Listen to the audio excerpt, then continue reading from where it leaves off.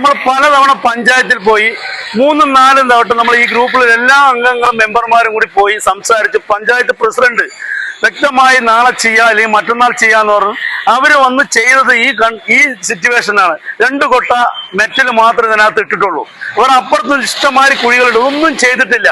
ഇത് മനഃപൂർവ്വം ജനങ്ങളെ പറ്റിക്കുകയാണോ അതോ ഇത് ചെയ്യാൻ ഉദ്ദേശമില്ലേ?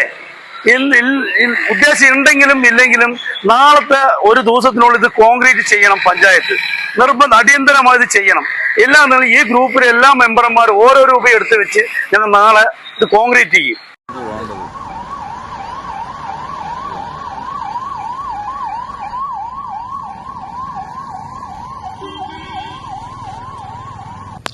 സുഹൃത്തുക്കളെ, എനിക്ക് ആദ്യമായിട്ട് നിങ്ങളോട് പറയാനുള്ള ഈ വീഡിയോ നിങ്ങളൊന്ന് മുഴുവനായി കാണാം. കണ്ടില്ലേ എത്ര അപകടകരമായിട്ടുള്ള ഒരു യാത്രയാണ് നോക്ക്.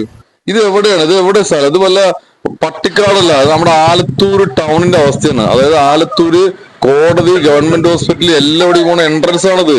ഈ റോഡിന്റെ അവസ്ഥയാണിത്. നമ്മൾ വെറുതെ എന്തെങ്കിലുമൊക്കെ കാട്ടിക്കൂട്ടാൻ, ജനങ്ങളുടെ ഇടയിൽ എന്തെങ്കിലുമൊക്കെ കാട്ടിക്കൂട്ടാൻ വേണ്ടി പറഞ്ഞല്ല. നിങ്ങളിത് കാണണം. ഇതിലൂടെ എല്ലാ ഗവൺമെന്റ് വണ്ടികളും പോകുന്ന ഒരു വഴി തന്നെയല്ലേ. എല്ലാ PWയിലും പഞ്ചായത്തിലെ വണ്ടികളൊക്കെ ഇതിൽ കൂടെ തന്നെയല്ലേ പോണത്. ഇതൊന്നും നിങ്ങൾ കാണുന്നില്ല. അത് കണ്ടിട്ട് അറിയാത്തമാതിരി ഇരിക്കണമെന്നാണ് അറിയാത്തത്. അല്ലേ? ഈ റോഡിന്റെ അവസ്ഥയാണ്. നിങ്ങൾ ഈ വീഡിയോ മുഴുവനായിട്ട് കാണണം. ഈ റോഡിൽ ഞങ്ങളിത് ഒരുപാടുണ്ട്, എല്ലാം നമുക്ക് കാണിച്ചു തരാൻ പറ്റില്ല. എത്ര അപകടകരമായ ഒരു യാത്രയാണ് ഇതിലൂടെ നടക്കുന്നത്. ഇതിന്റെ ഗേൾസ് സ്കൂളിന്റെ ഫ്രണ്ട് ഭാഗമാണ്. ഇതിലൂടെ സ്കൂൾ വിടുന്ന സമയത്ത് നിങ്ങൾ വന്നാൽ അറിയാം അവിടുത്തെ അവസ്ഥ. അതായത് ഈ റോട്ടില് വണ്ടികൾ വരുന്നത് റോഡിന്റെ സെന്ററിൽ കൂടെ വരാൻ കഴിയില്ല.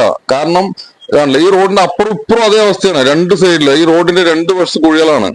അല്ല, വണ്ടികൾ പോകുന്നുണ്ടല്ലേ നിങ്ങള്.